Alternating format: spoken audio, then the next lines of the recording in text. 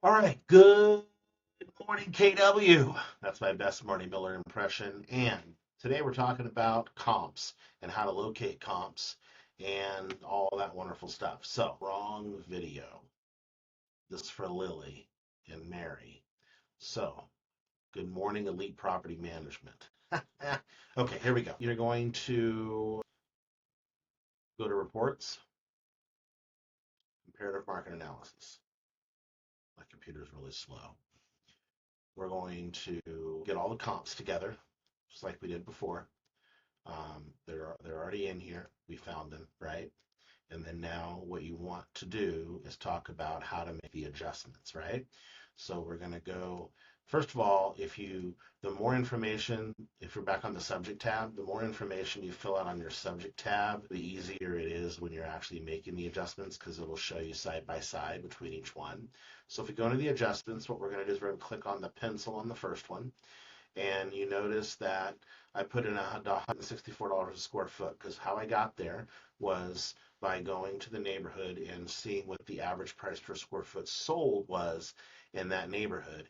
And then that's what I put in. And so it's going to automatically make that adjustment when I put it in this field here. Bathrooms are about $2,500 to $5,000 per bathroom, depending. And so depending, like if you're going from one to two, there obviously a two bedroom is more desirable, so you can get more money for a 1 to 2 bath.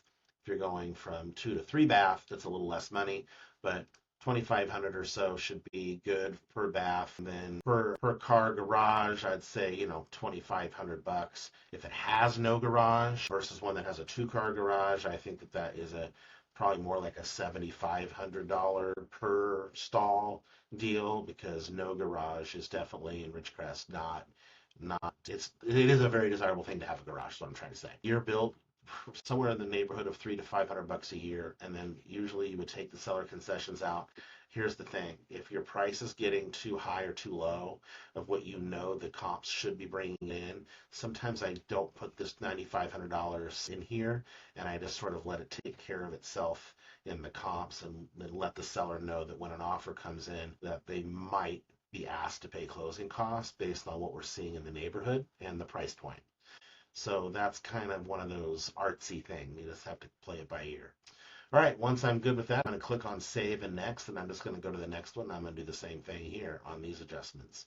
Um, Again, bedrooms, probably somewhere between $1,500 and $3,000 per bedroom, depending on, again, where you're coming from. Are you coming from a 2 bedroom to a 3 bedroom? That's probably 3 or 4 grand per bedroom, honestly. But if you're going from a 3 to a 4, probably a little less. 4 to a 5, 2 grand, probably $1,500 really, actually, 4 to 5. So as you go up in bedrooms, that sort of can change and go down. So you got to think about desirability, right?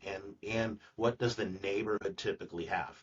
If it's a 2 bedroom, 2 bath neighborhood, like if it's on Florence or Helena or Balsam or anything like that, those were all 2 bedroom, 1 bath, 984 square foot homes, and so there wouldn't be a whole heck of a lot of money for a third bedroom, and it's not absurd that it has a 2 bedroom because that neighborhood is typical for that. Okay, but if you're on DeWalt and it's got a 2 bedroom versus a 3 bedroom, then you would get a lot of money because that neighborhood is primarily 3 bedroom with a couple 2, 3, 4 bedroom homes.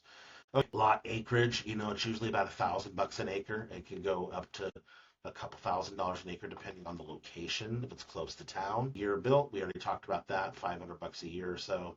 And then again for the seller concessions, we just click Save and Next. So that's my quick video on how to make adjustments. Just going to keep going through the next one just the same. Nothing really changes. Oh, one other thing. Let's say that the house that we're going to put up, like earlier today, we were going over 1624 Fair, whatever that house was, on Sims or Farragut or something in Ridgecrest Heights. And we knew that the price should be right around 215 based on the comps we were seeing.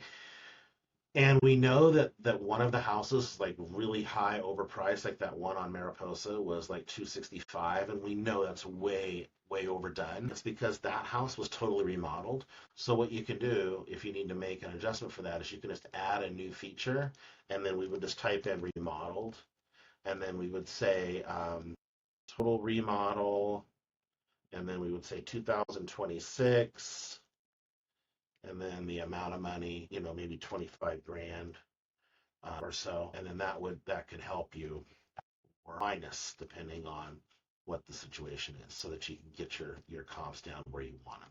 Okay.